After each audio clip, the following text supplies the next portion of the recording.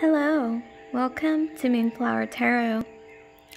Today I wanted to do or share something a little bit different with you guys from my tarot pick-a-card readings. So I wanted to do a flip through of the Mythical Creatures Tarot by Karen Mahoney and Elena Kosachuk and Alexander Ukolov. So yeah, this is quite special. It's by the company Babastudio, and these are, the only way I could really describe their decks is quite artisanal, and they also sell out really fast. Thus, they are a little bit harder to get a hold of. So yeah, let's get straight into the flip through, and I'm not going to give so much of a review. It's more so going to be mostly a flip through. And also, before we begin, I just want to remind you to go ahead and check out my tarot pick-a-card readings. All my other videos are pretty much pick-a-card readings or astrological predictions for all the astrological signs.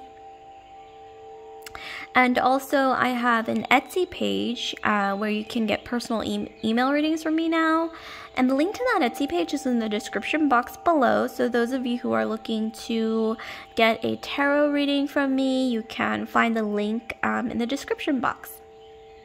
So with that, let's start. So yeah, so here we have the Mythical Creatures Tarot. This is the box that it comes in. It does flip open kind of like a door. From one side, from the right side. It also comes with this little white book here, and it comes with a pretty thorough description of each card. So for example, with the Six of Wands, okay, I'll give you an example here. Here we have the Six of Wands. So it gives you the RWS meaning, the Rider-Waite-Smith meaning, triumph, being a winner, victory in a fight or struggle, being admired for your successes, acknowledgement, respect, and recognition. And then it also gives you the Tarot de Marseille meaning, which actually came before the Rider-Waite-Smith. It's a little bit more of the, I guess, traditional, if you could call it like historical, sort of older meaning, is the Tarot de Marseille. So social mobility and savoir-faire, aid your ambitions, coordinating, communicating, negotiating, sharing, networking, etc., etc.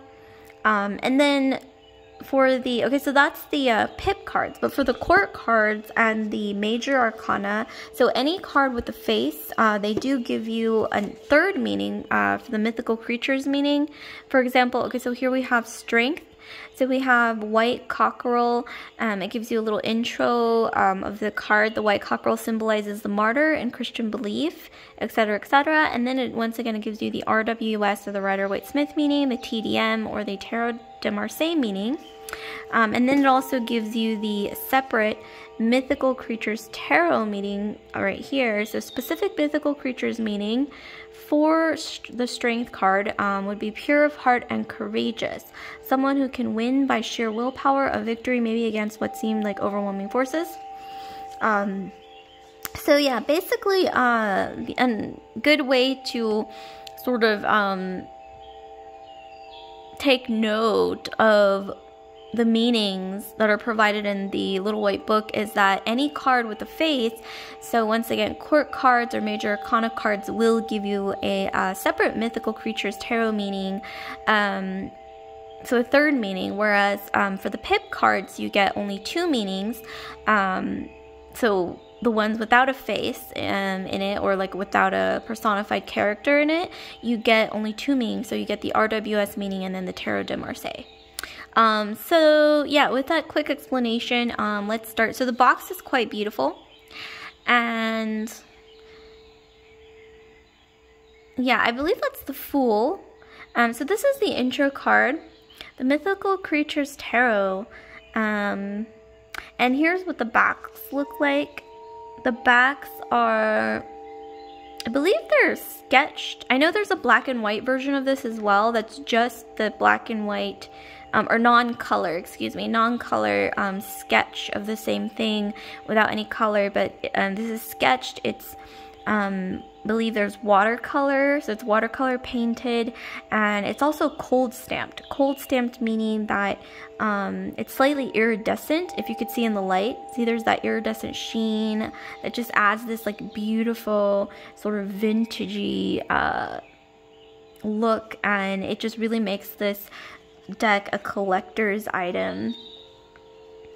So actually, yeah, let's go ahead and start. So here we have the Fool.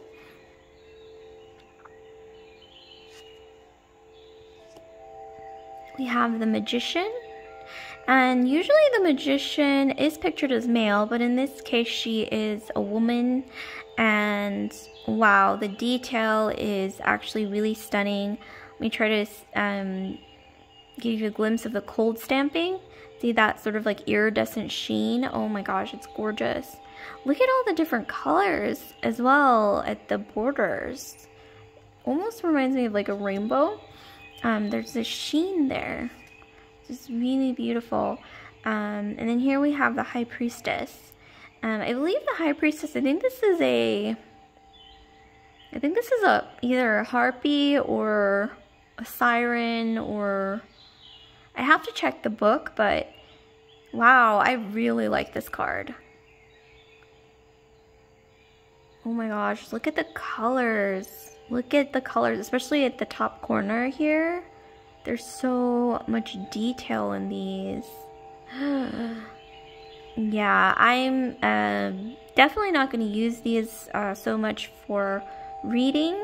I'm really more so going to just take it out for myself, I think, or just really use it sparingly to preserve the cards. Okay, let me try to focus. It's kind of getting blurry. So here we have the Empress. Okay, there we go, just focused. We have the Empress, and I believe this is the Fairy Queen. We have the Emperor, the Minotaur. I love this for the Emperor. It just really, it captures the personality of the sort of the Emperor archetype for sure. Even in, you know, if you want to really get into the psychology of it, you know, in Jungian psychology, whichever way you want to call it, I feel like this really goes well with that kind of personification of the Emperor. Here we have the Hierophant. This is interesting. There's some Sagittarian energy here with the Hierophant. The Lovers, we have the Mermaid. It really does remind me of the French fairy tale of the Little Mermaid, which definitely ended a little bit more tragically than the Disney version, but ooh, look at the sheen of her tail. Oh my gosh, that's beautiful. Wow, stunning. And then we have the Chariot. I think this is a goblin or maybe a troll. It's very dignified, you know. Or maybe this is Poseidon. Oh, excuse me, okay. I didn't mean to offend Poseidon, but this is Poseidon. I don't know why I thought it was like a troll or a goblin. So next we have Strength. Oh, I love this Strength card. So we have, I think this is the Rooster on top of a lion. La Forza. I don't know, whenever I look at this card, I just want to say that in Italian because it goes so well together with that word. Next we have the Hermit. It's a dragon. And I like how the dragon isn't pictured as necessarily evil in this deck. You know, I feel like the dragon is a neutral kind of entity, at least, you know, to me. Next we have the Wheel of Fortune. This is interesting. I've never seen the Wheel of Fortune depicted without an actual wheel. Here we have 3 maidens. This kind of reminds me of Hecate or Hecate, like the triple goddess. And then we have the tree in the back, which is symbolic as well. Wisdom, earthly knowledge. Really quite beautiful there. Next we have justice. Actually, I think justice is the harpy. Yes, justice is the harpy. I don't know why I like the harpy so much. I think it's because here, especially, she's pictured as sort of like this wild woman sort of persona that, you know, I really like, you know, very empowering. And also, you know, she has wings. Next, we have the Hanged Man. I love this. I love how earthy this looks. And I love how it's so different from the traditional Hanged Man without, you know, altering the meaning. Death. Oh, I love this death card. It's definitely different from the, you know, usual personification of the death card, which is the Grim Reaper. Gorgeous. Next we have Temperance. This is actually quite androgynous here. I quite like that, you know, it lends itself to the meaning really well. Really pretty. The Devil.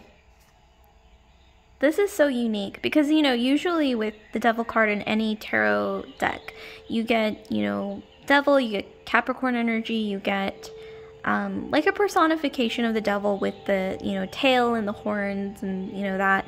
But in this case, the devil looks like a vampire or really seductive man, which is kind of unique. It's interesting. It's, you know, it adds more of like a human sort of perspective. Next we have the Tower. So we have, oh wow, okay, that's a giant, I think that's a giant octopus? Giant octopus there. The Star, so we have the Unicorn. Aquarian energy. Which actually kind of goes really well with the idea of a unicorn, because Aquarians are actually really quite unique. Okay, it's going out of focus again. Let me try to focus it once again. Hold on, let me try to refocus. Get more focus into the card so we can capture the details. We have the Moon. So with this Moon card, I actually love the actual artwork on it. However, one thing that if there's anything that I don't like about it, it's that the moon seems kind of like menacing. Well, actually, you know what? Let me take that back. It's not the moon that looks menacing. It's more like, you know, the werewolf under the influence of the moon. I feel like the moon is a neutral sort of entity if it had one, like if it had a personification, because you know, it's a part, the moon I see as sort of a part of nature. You know, moon represents fertility, it represents the feminine, the unknown, emotions, feelings, intuition, the mystery, you know, mysteries of the world, like that kind of energy. That's what I personally get from the moon. But here we have, yeah, the werewolf, and it's really quite cute, and it's very like folky, which I really like, which, you know, it should be because it's a Mythical Creatures tarot. Next we have the Sun. Oh my god, I love this card so much. There's a bit of a nod to the Queen of Wands with the sunflower, or just fire energy in general with the sunflower. And I think that the Firebird, or I think that's what it's called, is actually associated a lot with Slavic folktales. I remember reading about that a lot, actually, when I was a kid, or a child, little, taught about, yeah, the Firebirds in Slavic literature and their meaning. This is really beautiful, and it also kind of reminds me of the Phoenix as well. Next we have Judgment. Ooh. This card looks so happy. I don't know why. Even though it's Judgment, it just looks happy looking. The World.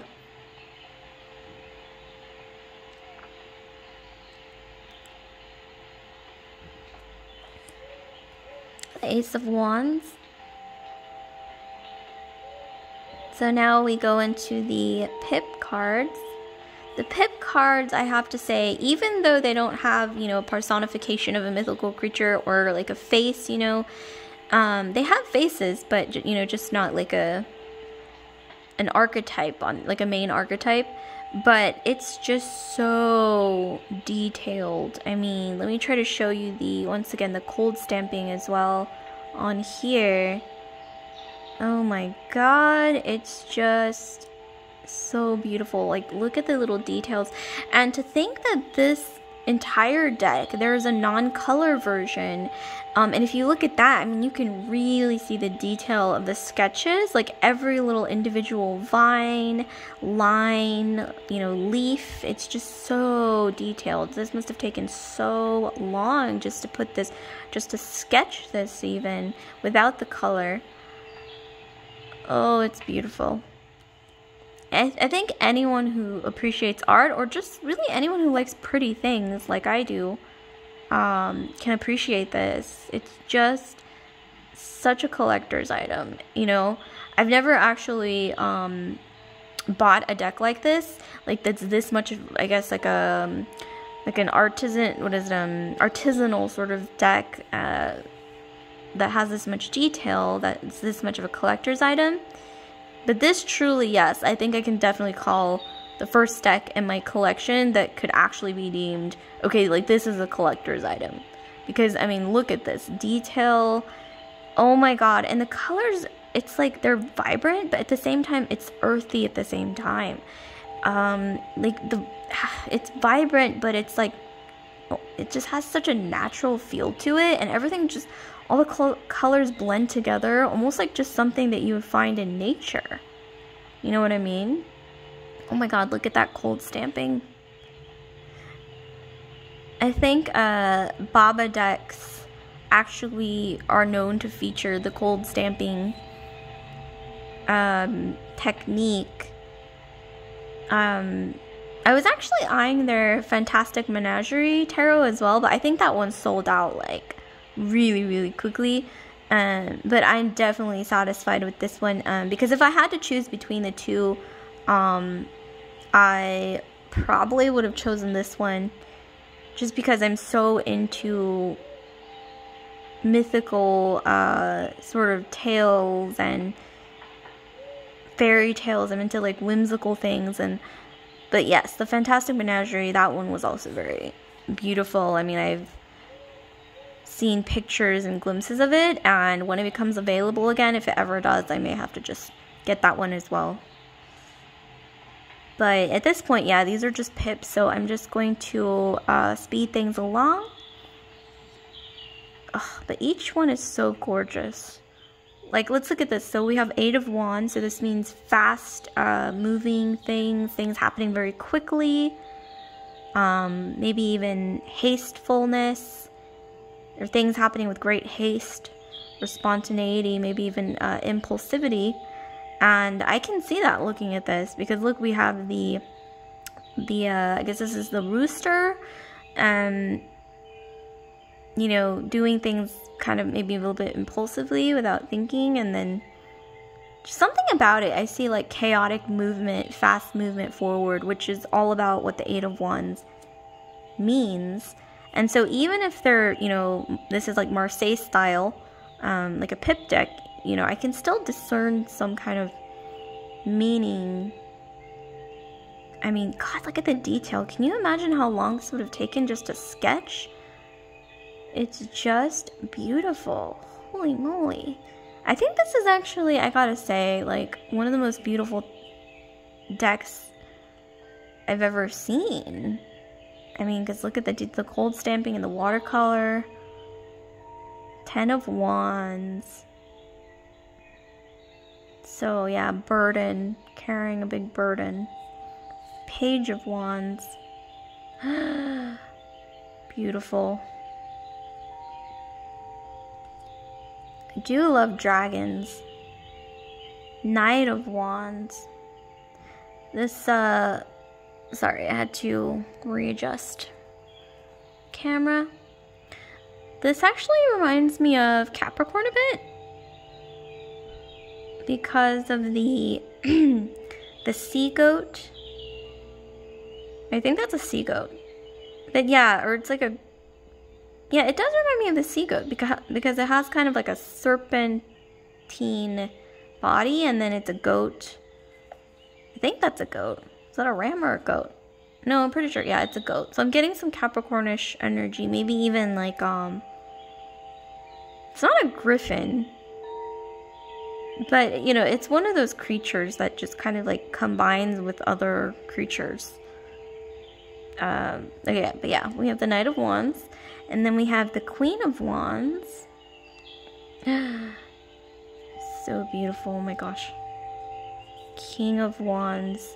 This is the Jinn, which I think is pretty closely associated with the genie in like Middle Eastern folk tales. The King of Wands. When I think of a genie, yeah, I do think of King of Wands. I can definitely see that, you know, fast movement. Ace of Cups. Oh my gosh. Look at this.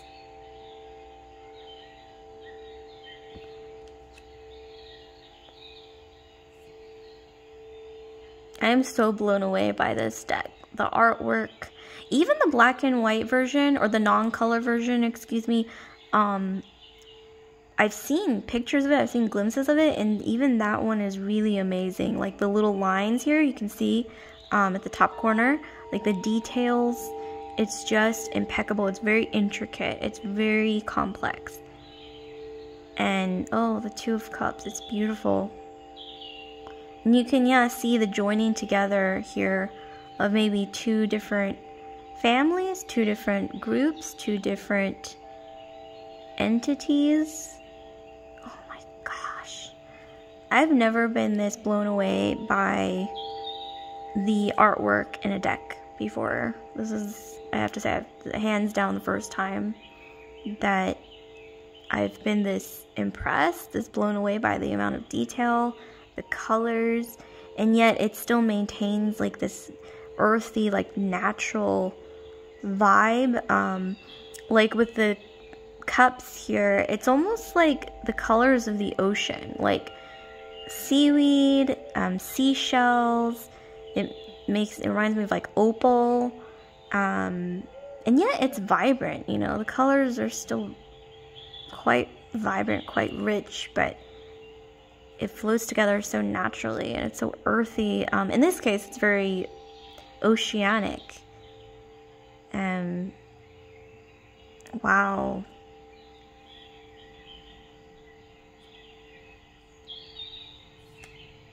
Okay, so I think I'm taking a little too long with the pips once again, so I'm just going to readjust and then just speed it along. Well, this one has mermaids, Seven of Cups. So yeah, fantasy, you're in a dream world, you are imagining things, you are, I can kind of see that, yeah, like a fantasy land kind of feel. But in the ocean, we have the Eight of Cups. So leaving something behind that no longer serves you. I can see that. I mean, there's kind of like an old sort of face here. Like a crone maybe. So maybe it's time to move on, you know, to a new phase. Time to transition to something new. Next we have the Nine of Cups. So this is like the wish fulfillment card. Getting your dreams, you know, fulfilled. Ooh, look at that. It's so beautiful. I wonder what that is. It almost looks kind of like wings. It looks kind of like some kind of sea, or it looks like a ship even, like the tail of a ship. Or it even looks like something growing in the ocean, like kelp or something like that as well. But ultimately, yeah, I'm getting like growth, abundance. Next we have the 10 of Cups. Ooh. This is also wish fulfillment, but more so in a partnership or group sort of setting, like a collective wish fulfillment card. Ooh, beautiful.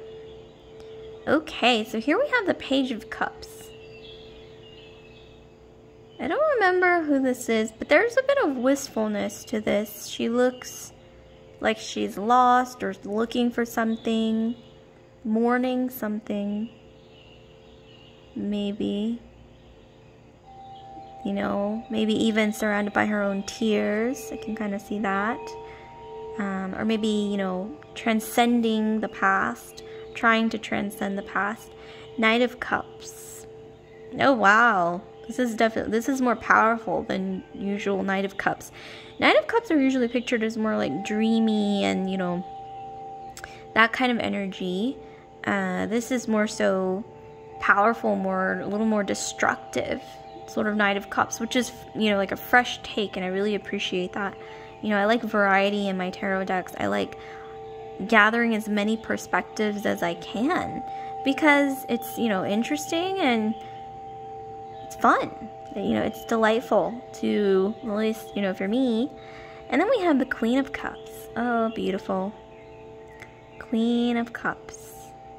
This is really beautiful. I love this blue here. Oh my goodness, it's gorgeous.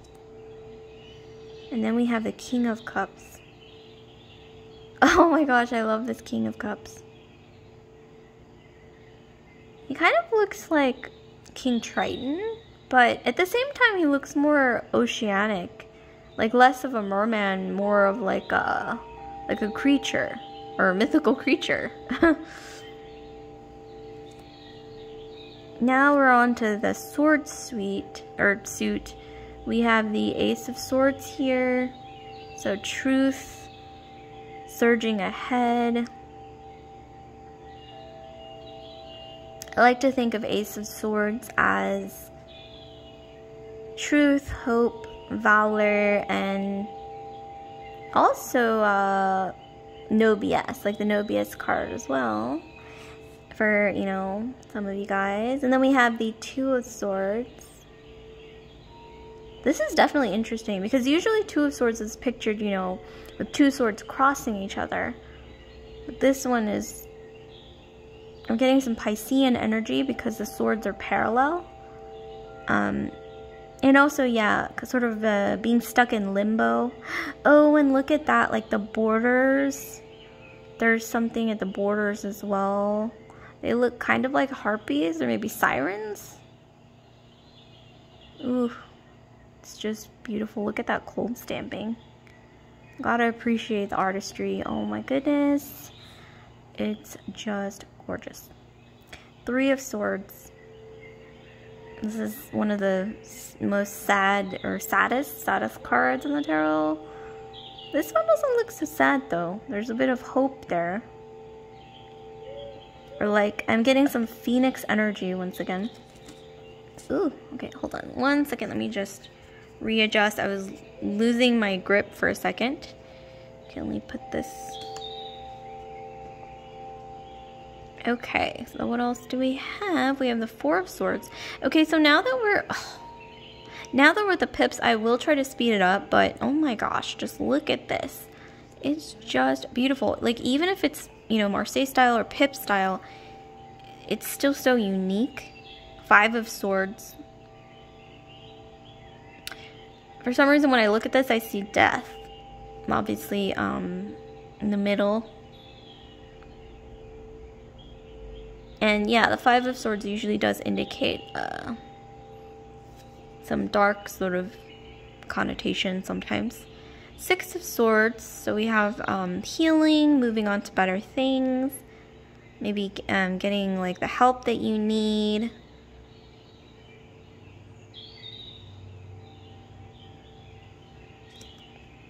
Seven of Swords. Ooh, yeah, the Mask. So this is like a thief, the Thief card. Kind of see that here. He looks shifty-eyed. Next we have the Eight of Swords. So yeah, this is entrapment, not being able to get out of a situation, feeling trapped, feeling confined. And of course you can see that personified in this card.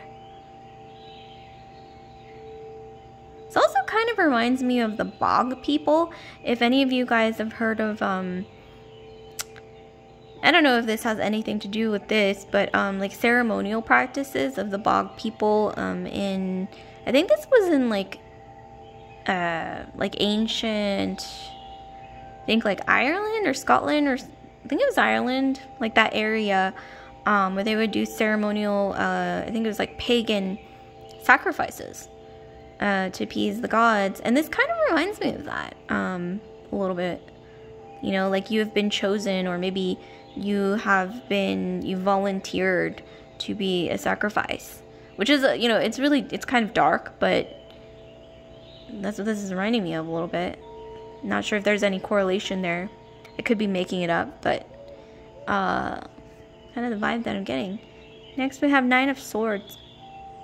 So yeah, this card indicates anxiety, paranoia, sleepless nights, and I can see that. She looks worried.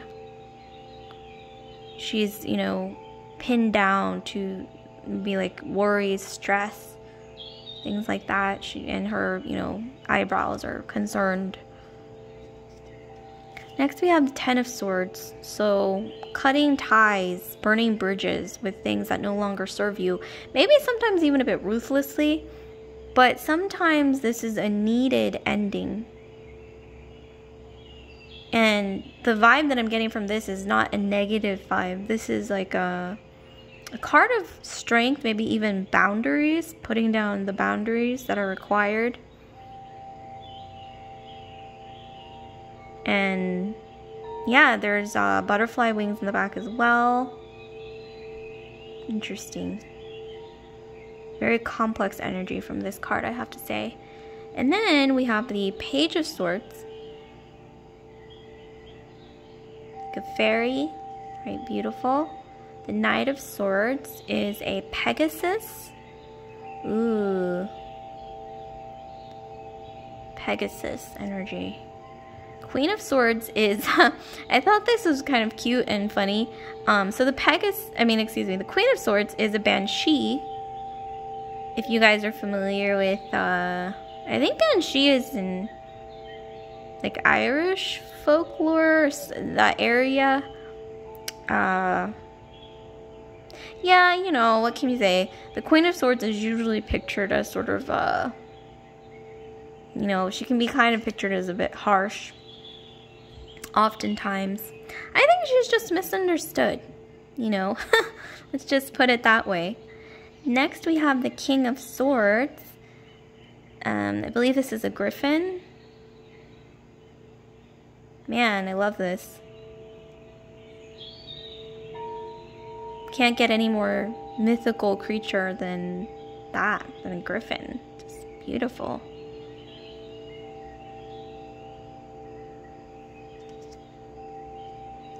Ace of Coins. Now we're on to the coins. We've got some Ram energy, Aries, to herald the Ace. Which, what better to herald the Ace, or the first of the suit, than Aries energy, which is the first of the astrology, astrological signs. The first house. We have Two of Coins. So partnerships, balancing finances. I'm getting from this especially maybe I don't know, when I look at this I think political marriage. That's the first thing that comes to mind to me. Which Makes sense. Because, you know, back then, a long time ago in the olden days, or even nowadays, sometimes marriage is considered like a business deal, like a political sort of contract of sorts. Next we have 3 of coins. I actually really like that creature right there. Next we have the 4 of coins. So, okay, let me readjust again. 4 of coins meaning, you know, hoarding, stinginess, that kind of energy, being a little bit stingy. The opposite of generous. You can kind of see that from this card.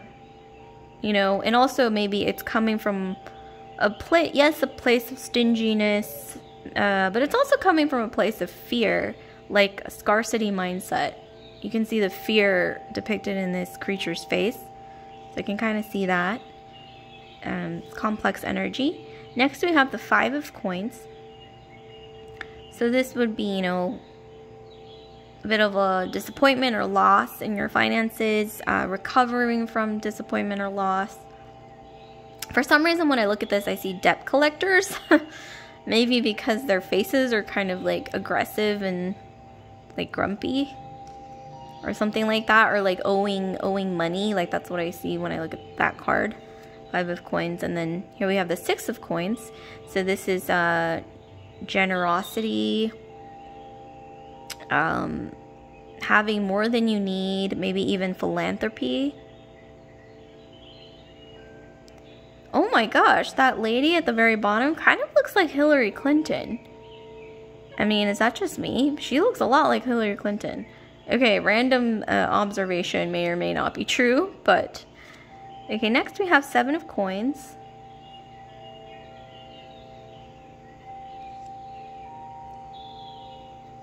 Investments over time. Next we have 8 of coins. Next we have the 9 of coins. So this is also a very positive card of like, you know, being financially independent, having what you need. She looks very self-assured, very confident. And then we have a lot of fruit, we have flowers, we have abundance here. Very sort of confident, independent energy. I like it. It's a very empowered energy. And then we have the 10 of coins. So this is, hold on, let me readjust again. So this is the financial abundance or fulfillment card in a group setting or partnership.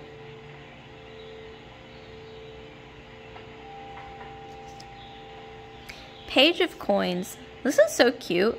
Kind of reminds me of a troll, or maybe even... Yeah, it kind of reminds me of like a goblin, actually. More of a goblin, a little bit of Rumpelstiltskin. Or like an elf, maybe. But this is the Page of Coins. And I like it. Very cute, very whimsical. Next, we have the Knight of Coins. So the Knight of Coins here is pictured as a satyr, Sagittarian energy. Interesting. Knight of Coins is a satyr. I can kind of see that, you know. If a satyr is sort of like a tradesman, I can kind of see that correlating with the Knight of Coins in some way. Next we have the Queen of Coins. Ooh, I love this. Beautiful. She is a tree, firmly rooted into the ground, earth goddess energy, very earthy, with the coins being this suit of earth, the element of earth representing earth. Root chakra, strong root chakra energy. I get a lot of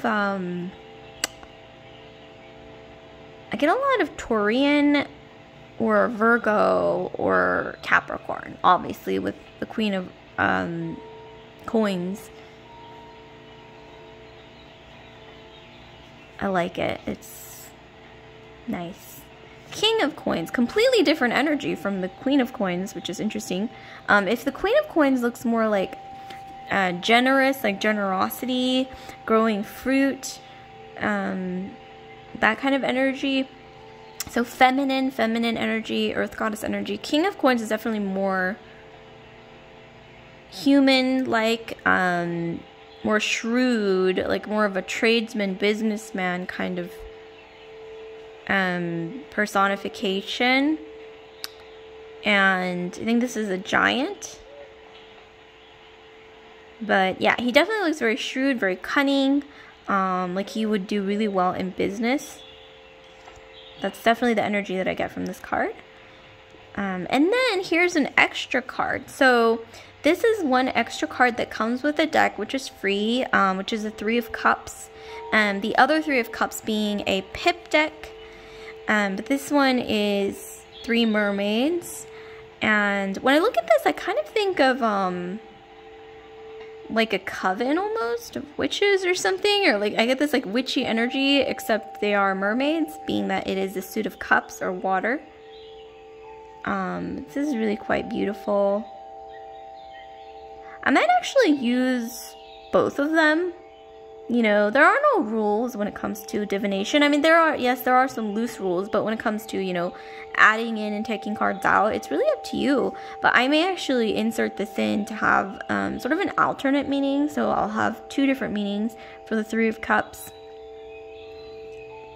I'll assign maybe slightly different meanings to both of them to work interchangeably with each other.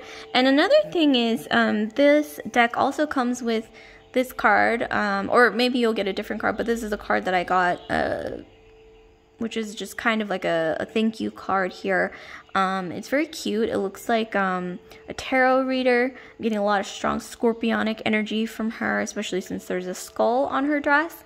And the querent, or the recipient of the tarot reading on the other side. It almost looks like they're playing a card game, but you know, she's giving her a tarot reading. It's really quite beautiful. I love her hat as well. And yeah, so it's just a thank you. Thank you for choosing a babastudio deck. And then it has the website. So that has been the Mythical Creatures Tarot by babastudio. This is, once again, truly a collector's item. There is a non-color version somewhere out there of this deck without the color, and even that, you would be blown away by the detail and every single line. If you look closely, you can see all the little intricate lines. And there's, you know, watercolor and cold stamping as well to give it that beautiful iridescent sheen. So yeah, once again, I hope you guys enjoyed. Like, comment, subscribe, share if this video resonated with you guys. And I want to remind you again to check out my pick a card tarot readings. And if they resonate with you, you might want to check out my Etsy page where I offer personal email readings. You can check out reviews, and also, yeah, so check out my, and also check out my astrological videos as well. I have astrological / horoscope readings for all 12 signs. So yeah, hope you guys enjoyed. Love and light.